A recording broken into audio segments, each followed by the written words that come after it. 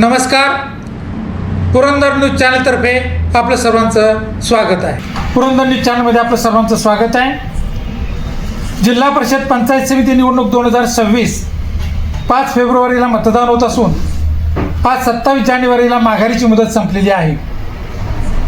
आज निवडणूक लढवणाऱ्या उमेदवारांची चिन्हे वाटप करण्यात आलेली असून रिंगणात उतरलेले उमेदवार पुढील प्रमाणे: दिवेगाणामध्ये नागरिकांचा मागासवर्ग प्रवर्ग कामथे देवीदास संभाजी मुक्काम पोस्ट कुंभारवळण यांना कमळ चिन्ह देण्यात आलेले आहे. झेंडे अमित भाऊसाहेब मुक्काम पोस्ट दिवे यांना घड्याळ चिन्ह देण्यात आलेले आहे.